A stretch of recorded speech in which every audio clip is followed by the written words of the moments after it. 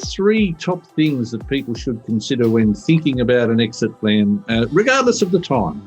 Yeah. No, it's a good question. Three top things that people should be considering is, and let's start with the obvious one, right? Valuation. It's the financial requirement, the financial need. I'm always sort of saying, we use a bit of a term, what's the freedom point for you? Like, how much money do you need to live the life you want? Right? Let's assume you don't have to work, you pay off your debts. What is the income you need, right? There's a number there. All of us have a number to be able to go on our holidays and live the life, that we've always sort of been happy with or would be happy with. That can actually boil back to a valuation for your business, right? If I could sell my business for $5 million, and of course I'm randomly making up numbers here, I could invest that money, get a certain amount of return, keep up with inflation, and be comfortable. So doing a little bit of prep work around what that kind of number would look like is really important because number one, not only can it give you a sleep at night factor, but you may be thinking, I'm going to work for the next 20 years. But guess what? Along comes Johnny from out of the blue and says, really love your business, Clive. I reckon it's worth about $6 million. You interested? Well, hey, that's actually worth more than I originally needed. So maybe I could just live the life I want. I don't actually need to work anymore either.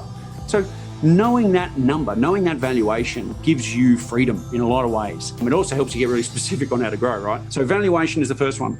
Second one is timing.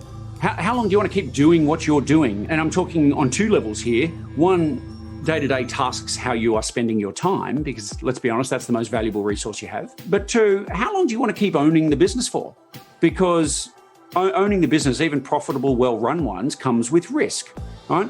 And for most of my clients, and I'm sure you'd see the same thing, usually their business is actually, if not the largest, it's certainly one of the largest assets they own. And if you put my old banker hat on for a second here, talk about investment strategies, diversification is a critical one, right? So if 80% of your wealth is tied up in one asset, that's a problem. How long do you want to keep owning that asset and having that risk profile is an important question to sort of get your head around. The third element is what I'm going to broadly term legacy, right? And when I say legacy, most people think, my name on the door and how long will it go on in perpetuity and, how will the world think of me?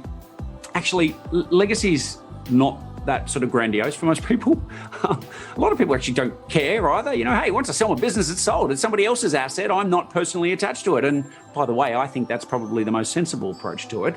But people do become passionate and they do love their business. What I would say when you're thinking about legacy is when you step out of this business, is it important to you in terms of how your suppliers, customers, and staff think about you and talk about the way you exited it or the way you ran and the way you left in the end? I think for most of us, we form relationships with our clients and with our employees and team members, whatever it might be. And we want to make sure we're doing the right thing by them, right? We want them to respect our decision to leave, but also not for them to feel like, all you cared about was yourself and you kind of totally pushed me under a bus while you were doing it. And after 20 years of friendship, I now can't stand the bloke.